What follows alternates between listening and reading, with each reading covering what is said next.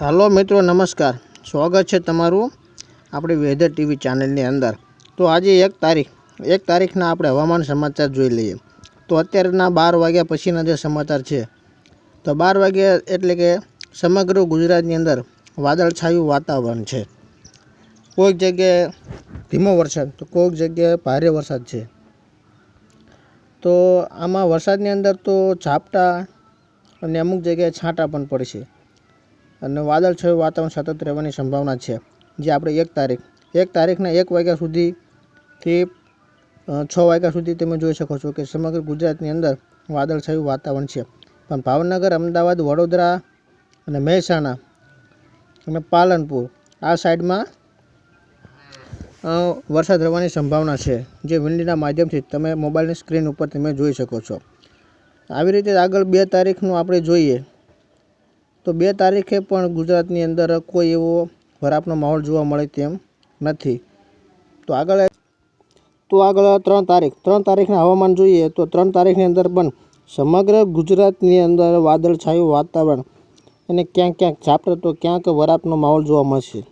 વરાપનો માહોલ જોઈએ તો જામનગર સાઈડ છે, થોડુંક અમદાવાદ અને સુરેન્દ્રનગરનો જે વિસ્તાર છે ત્યાં થોડોક વરાપનો માહોલ જોવા મળશે। અને આગળ 4 તારીખથી 5 તારીખ થોડા અડધા ગુજરાત એટલે કે જામનગર, સુરેન્દ્રનગર, આ બાજુ કચ્છ ત્યાં કને કોક જગ્યાએ ઝાપટા પડવાની સંભાવના છે। અતિ ભારે વરસાદ થવાની સંભાવના 3 તારીખે નથી।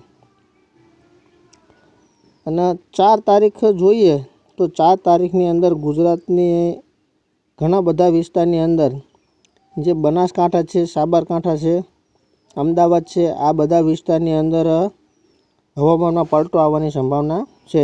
જે મહેસાણા, અમદાવાદ, પાલનપુર આ વિસ્તારની અંદર સારો એવો વરસાદ થઈ શકે છે। વરસાદ એટલે કે એક રેડ ઝોન બની શકે છે, જે તમે મોબાઈલની સ્ક્રીન ઉપર જોઈ શકો છો। તેના કારણે અમુક જગ્યાએ ભારે વરસાદ પણ થઈ શકે છે। અને 4 તારીખની અંદર એક અમદાવાદ અને એના આજુબાજુના વિસ્તારો જ્યાં સારો એવો વરસાદ થઈ જશે।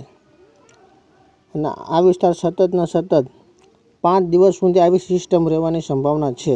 જે 1 તારીખથી 5 તારીખ ત્યાં સમગ્ર ગુજરાતની અંદર ઝાપટા પડવાની પણ સંભાવના રહેલી છે।